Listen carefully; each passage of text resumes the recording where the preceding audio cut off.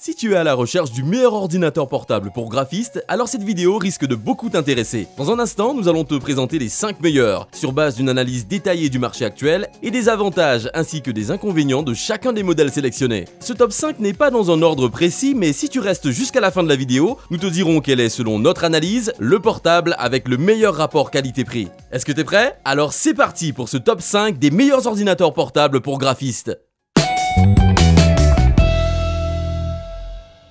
Design dalle de verre sur toute la surface, bon ratio bord-écran, fin, franchement beau. Que demande le peuple? On ne va pas dire que c'est très original, mais ça fonctionne. Il fait partie des 2 en 1 pliables et non détachables. L'inclinaison de l'écran offre suffisamment de résistance pour le placer à peu près dans toutes les positions, y compris à 180 degrés pour un look tablette. Le clavier est plutôt passable en revanche. Trop petit pour la surface de l'appareil, il offre une expérience proche du notebook. Pour les rendus 3D gourmands ou les manipulations Photoshop assez lourdes, je recommanderais le Lenovo Yoga 720 13 pouces, 16 Go de RAM pour la version la plus coûteuse, sinon il faudra se contenter de 8 Go malgré la présence de Windows 10, mais ce n'est pas le plus important. Ce qui compte, c'est le processeur.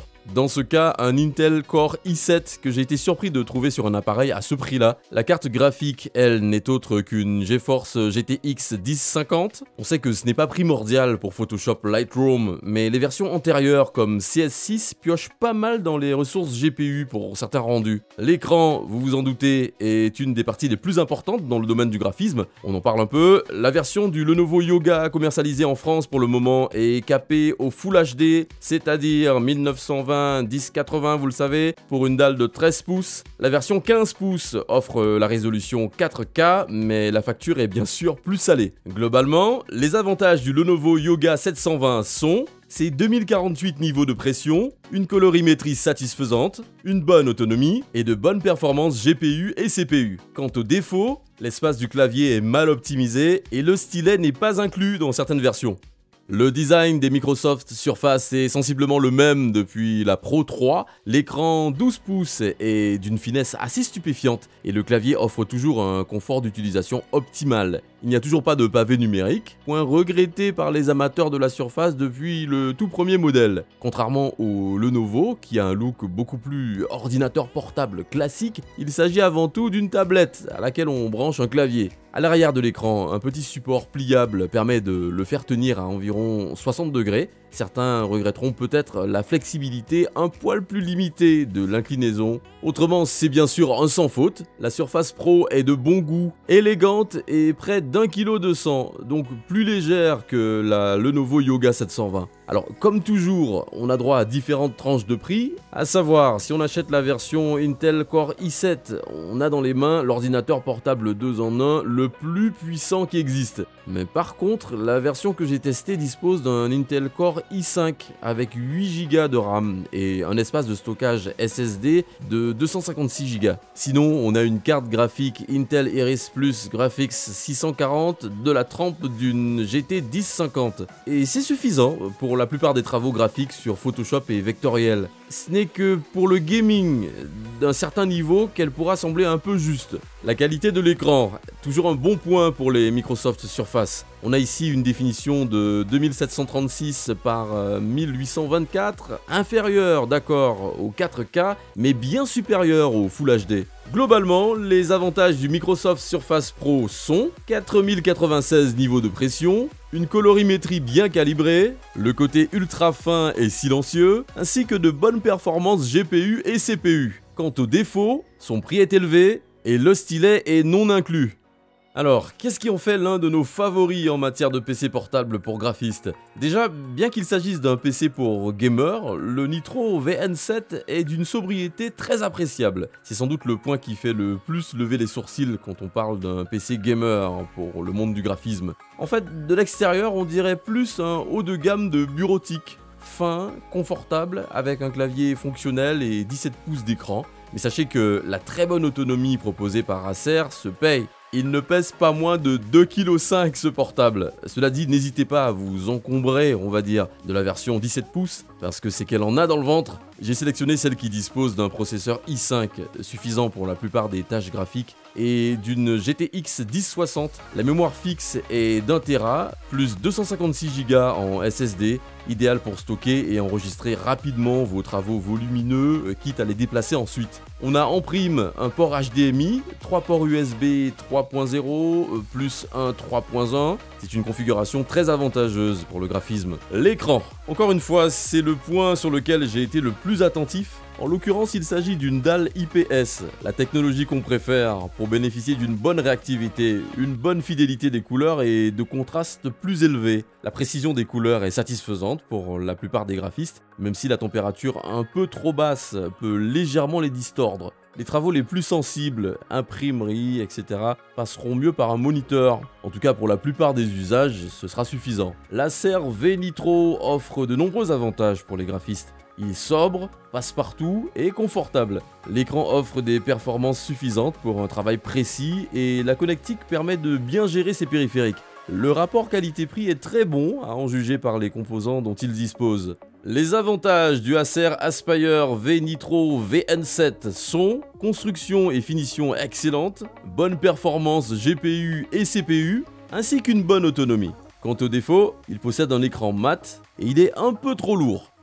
J'aime beaucoup Asus, leur travail de design est toujours impeccable et le ZenBook 3 Deluxe est indubitablement leur plus abouti. Finition en métal, couleur bleu et or, subtile, effet brossé circulaire, c'est tout simplement un des plus beaux ordinateurs portables qu'il m'ait été donné de voir. Le ratio bord-écran est satisfaisant, 14 pouces, c'est pas mal du tout pour le graphisme et sans doute suffisant pour rester transportable. Et puisqu'on en parle, ce PC ne pèse qu'1 kg, avec une finesse d'à peine plus d'1 centimètre. De quoi l'oublier dans son sac à dos. En matière de rapport qualité-prix, le Deluxe offre des performances bien plus qu'à la hauteur. En plus d'un processeur Intel i7, on bénéficie de 16 Go de RAM et de 512 Go en stockage SSD. La carte graphique est une Intel HD Graphics 620, donc légèrement inférieure à celle de la Microsoft Surface Pro 2017 dont on a parlé. Contrepartie évidente de sa compacité, le ZenBook Deluxe chauffe pas mal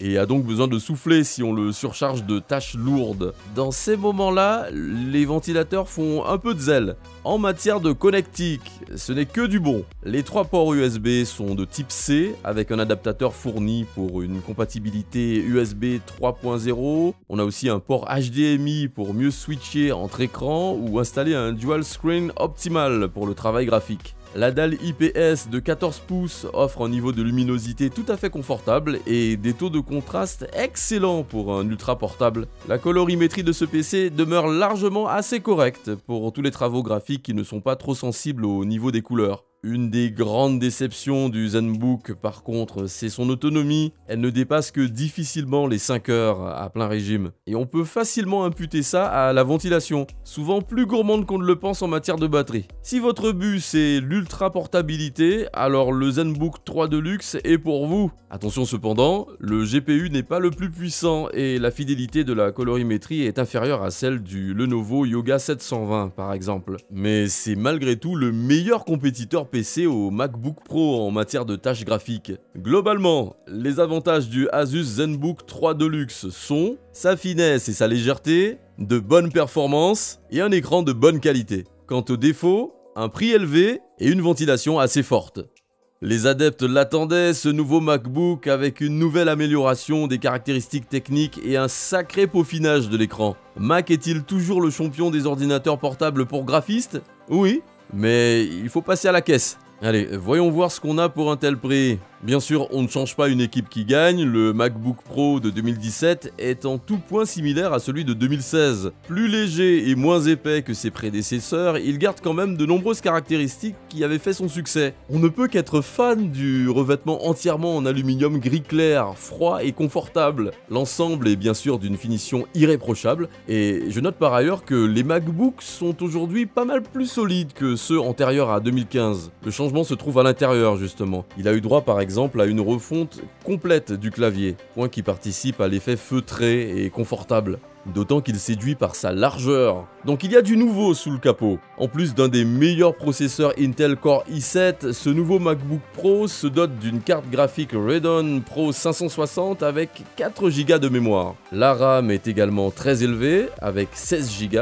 surtout quand on sait que le nouvel OS de Mac se fait léger. On bénéficie également d'un demi-téra de disque dur. Là, on comprend mieux l'engouement pour Mac de la part des professionnels du graphisme. Ça va vite, très vite. Photoshop Lightroom tourne plus rapidement que sur tous les autres ordinateurs portables et tire le meilleur du nouveau processeur. Cela dit, évidemment, quand il s'agit de Mac, on fait forcément la moue sur le sujet des connectiques. L'ensemble des ports sont USB, pas de lecteur de carte SD, pas de port HDMI. Comme d'habitude, il va falloir passer en caisse pour acheter la batterie d'adaptateur que Mac se fait un plaisir de vendre.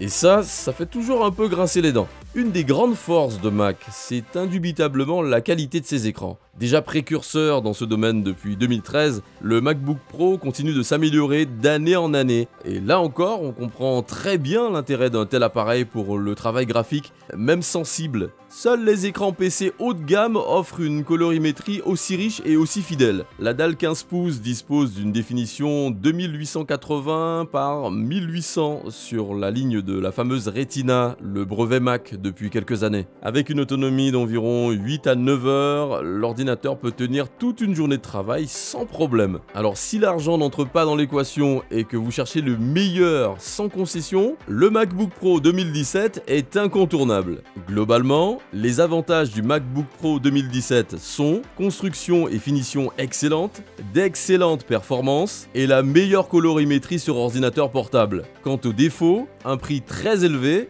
et l'absence de port HDMI. Et voilà, c'était notre top 5 des portables pour graphistes. Si tu veux connaître le prix actuel d'un portable mentionné dans cette vidéo, n'hésite pas à aller dans la description. Nous faisons attention à la garder à jour avec les meilleurs prix et les dernières nouveautés. Donc si un produit n'est plus disponible ou qu'un nouveau modèle est sorti, ne t'en fais pas, ce sera mis dans la description. Merci beaucoup d'avoir regardé cette vidéo, j'espère vraiment qu'elle t'a aidé à en apprendre plus sur les meilleurs portables pour graphistes du moment. Tiens d'ailleurs, est-ce que tu es plutôt d'accord avec notre choix ou est-ce que tu penses qu'un autre modèle devrait être top 1 ? N'hésite pas à nous le dire dans les commentaires pour qu'on puisse améliorer nos vidéos. Sur ce, à la prochaine !